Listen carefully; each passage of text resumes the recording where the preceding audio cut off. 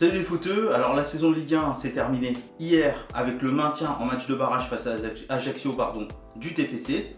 On va donc tirer un petit bilan de cette saison de Ligue 1. Je vais vous donner mes tops et mes flops, donc 3 flops, bronze, argent, or, 3 tops, bronze, argent, or, et j'attends bien entendu les vôtres en commentaire. C'est parti, on va démarrer par les flops. Pour ce flop de bronze, j'ai beaucoup hésité, il y a deux équipes que je voulais mettre et finalement j'ai mis les deux, j'ai mis Nantes et Montpellier. Alors pourquoi ces deux équipes? Parce que peu de jeux, peu de spectacles, insuffisant offensivement et pas assez pour nous emballer, tout ça pour finir dans le ventre mou du classement. Alors certes, première partie, ce qui est une progression pour Montpellier par rapport à la saison dernière, mais ce qui est une régression pour Nantes.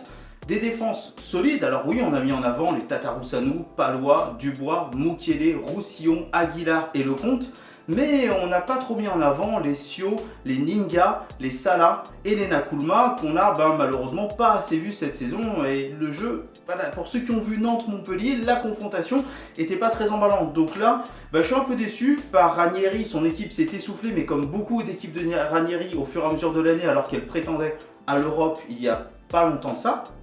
Et puis par Der Zakarian, parce que même s'il a fallu faire en sorte que le groupe soit plus solide, et ça a été fait notamment avec cette défense à 5, à 3 centraux, avec 2 latéraux, qui étaient Roussillon et Aguilar, c'était déçu parce qu'on n'exploite pas énormément les contres ou pas assez, et surtout parce qu'on ne produit pas de jeu, peu de spectacles, tout ça pour finir 9e et 10e, quitte à finir à cette place-là, autant prendre plus d'engouement, prendre plus de plaisir sur le terrain. Donc voilà, une déception sur le côté spectacle, pas forcément sur le côté résultat, puisque ces deux équipes ont fini dans les meilleures défenses du championnat, mais dans les pires attaques. Flop d'argent, le TFC, Toulouse, qui a réussi à se maintenir grâce à ses matchs de barrage et sa grosse victoire notamment à Ajaccio, alors pas vraiment Ajaccio, parce que c'était plutôt à Montpellier suite aux incidents Ajaccio-Le Havre. Toulouse a été décevant cette saison. Toulouse a été en chute libre sous Duprat, n'a pas montré énormément d'envie sous Debève, mais a réussi quand même à se maintenir. Bon, il faut le dire, le niveau de jeu de ces barrages était assez faible quand même, en tout cas pour cette finale.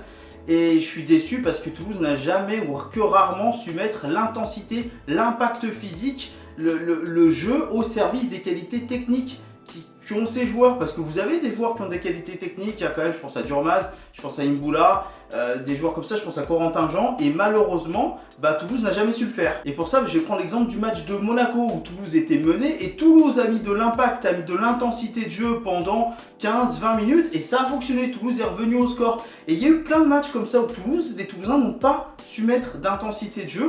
Et c'est triste parce que en dehors de quelques satisfactions mais qui sont pour l'avenir comme Lafont et pourquoi pas Diop, on retiendra pas grand chose de la saison de Toulouse à part qu'elle a été décevante et principalement en termes d'intensité de jeu, en termes d'impact physique. On a l'impression que les joueurs n'ont pas voulu se mouiller, on a l'impression que les joueurs jouaient avec retenue, n'étaient pas en confiance du tout. Ça a fait le résultat de Toulouse et surtout quand même la qualité de jeu qui était très décevante. Et le flop d'or, je pense que tout le monde l'attend, c'est le LOSC qui a encore une fois 2 années d'affilée que le LOSC est dans mes flops.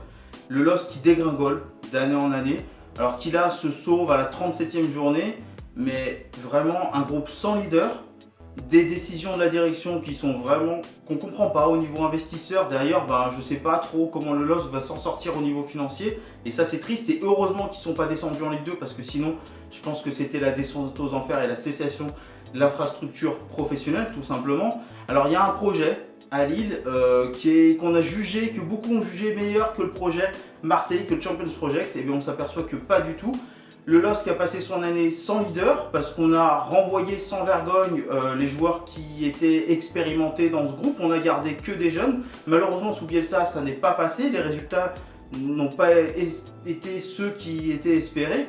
Et ça a continué ensuite plus tard sous Galtier, même s'il a réussi à la maintenir, même s'il donne de l'envie, même si j'ose espérer qu'il restera la saison prochaine, qu'il fera un mercato sensé et qu'on arrivera à avoir un Lille qui joue mieux, un Lille qui est plus régulier, un Lille qui ne se fait pas remonter tout le temps, un Lille qui montre des bonnes qualités de jeu. Si on rajoute en plus de ça cette saison certains joueurs comme Bissouma, voire Pépé qui se sont pris la tête avec les supporters pour certaines actions malheureuses qu'ils ont faite, la saison du LOSC qui est très décevante, et notamment en mettant en relation avec le projet qui est au LOSC. Donc voilà, donc même si Pépé a fait plutôt une bonne saison, je trouve que en gros l'ensemble de l'effectif a été déceptif, et on en attend beaucoup plus la saison prochaine de la part des Dogs. Allez, on a vu les flops, on va passer au top.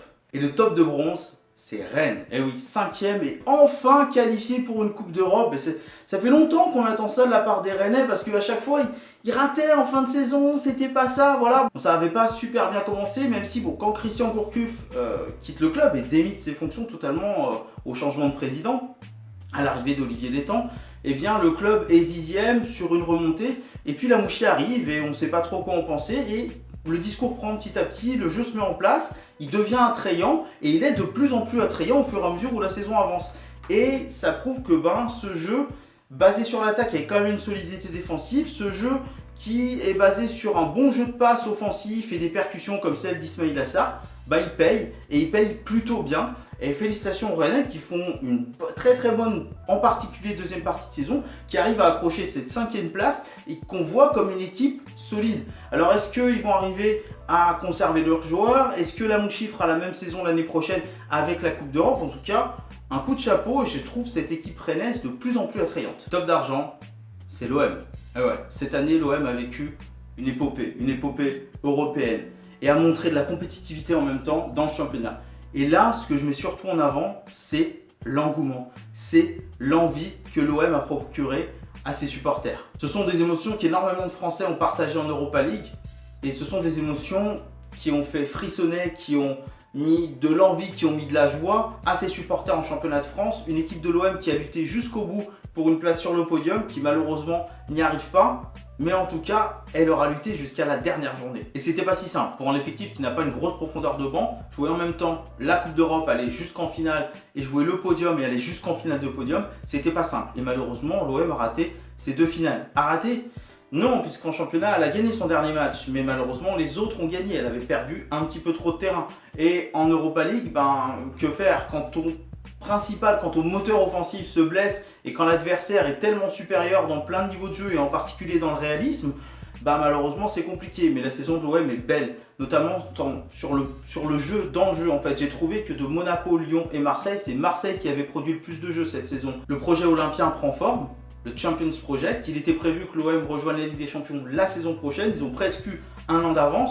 On a su mêler des jeunes comme Anguissa, comme Camara, comme Maxime Lopez, avec des joueurs plus expérimentés comme Luis Gustavo qu'on a fait venir, qui est une énorme recrue cette saison, qui est pour moi la meilleure recrue Ligue 1, comme Payet, comme Rami, voilà, des joueurs comme ça. On a su mixer tout ça avec un Rudy Garcia qui fait plutôt du bon coaching, je trouve, cette saison, notamment en Ligue Europa, et ça a bien fonctionné. Donc félicitations aux Marseillais pour cette saison, et puis l'année prochaine, pourquoi pas un podium. Et mon top d'or, mon coup de cœur de cette saison, c'est Dijon. Dijon qui, la saison dernière, était plutôt morne, plutôt morose, 16e place. Cette année, fait un peu mieux, 12e. Alors une défense aux abois, principalement à l'extérieur, parce qu'il faut savoir que Dijon est très bon à domicile, mais à l'extérieur, ça pêche énormément. Mais pourquoi? Parce qu'à Dijon, on a essayé de faire du jeu, parce qu'à Dijon, on a essayé de créer quelque chose, parce qu'à Dijon, on veut aller marquer, et c'est pour ça que Dijon a la 5e meilleure attaque du championnat. Derrière, tout simplement PSG, Monaco, Lyon, Marseille. Et là, je ne peux que saluer le formidable travail de Dalloglio, qui a procuré de l'émotion à ses supporters, qui a voulu du jeu et qui a fait vivre le jeu dans son équipe, qui a fait vivre son effectif et qui a fait vivre son public. Et ça fait plaisir. Voilà, tu finis 12e, t'accroches pas l'Europe, de toute façon, c'est pas vraiment tes espérances d'accrocher l'Europe, mais tu crées quelque chose, tu montres de l'engouement, tu as envie d'aller de l'avant, et c'est récompensé. Voilà, c'est tout ce que je vois, c'est récompensé d'un top d'or, vous leur direz à Dijon. Voilà, non mais félicitations, parce que là on a vu des très belles choses cette saison à Dijon. Alors, plus fébrile à l'extérieur, il faudra quand même solidifier tout ça, mais des très belles choses, principalement à la maison, et de l'envie, de l'engouement et de l'allant. Et encore une fois, je tire mon chapeau à Dalloglio pour cette équipe jeune, fraîche. C'était vraiment rafraîchissant de voir jouer Dijon.